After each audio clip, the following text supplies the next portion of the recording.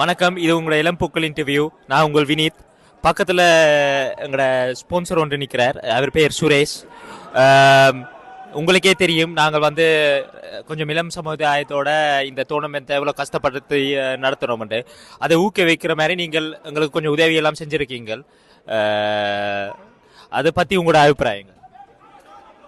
வணக்கம் எல்லாருக்கும் நன்றி. இது வந்து கனகாலமாக நீங்கள் இந்த டூர்னமெண்ட் செய்துட்டுருக்கிறீங்க.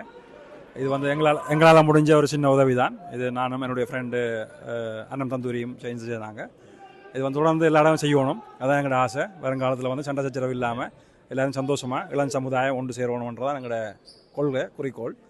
இதை நீங்கள் தொடர்ந்து செய்யணும். அதுக்கான பங்களிப்பு நான் கட்டாயம் எங்களால் முடிஞ்சதை செய்வோம். நன்றி. ரொம்ப நன்றி. இது வரைக்கும் நீங்கள் இப்படி சொல்றதுக்கே எங்களுக்கு ரொம்ப சந்தோஷமா இருக்கு.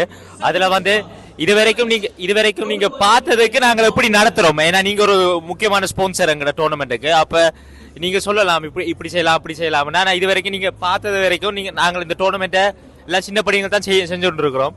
அதை எப்படி செய்யறோம்? இல்லை, நல்ல ஒழுங்காக அமைச்சிருக்கிறீங்க, நல்லா இருக்கும். மேலே இதை வந்து அடுத்த முறைக்கு வந்து இப்போ இந்த கேன்டீன் பக்கத்தால் வந்து கொஞ்சம் நீங்கள் கொஞ்சம் நேரத்துக்கே கொஞ்சம் ஒழுங்கு செய்தால் நல்லா இருக்கும். வேண்டாம் வெளியே வந்த வேலைக்கு டீ அதுகள் கொஞ்சம் லேட்டாக போச்சு. அதெல்லாம் கொஞ்சம் வழியாக பேங்கண்டா பிள்ளைகள் வர்ற வேலைக்கு சாப்பாடு அதுகள் முக்கியம். அந்த பக்கத்தில் கொஞ்சம் விளையாட்டுலாம் நல்லா ஒழுங்கு செஞ்சுக்கிறீங்க. அந்த கேன்டீன் பக்கத்தால் கொஞ்சம் என்ன கொஞ்சம் டெவலப் பண்ணால் நல்லா இருக்கும். நன்றி அப்பா. ரொம்ப நன்றி.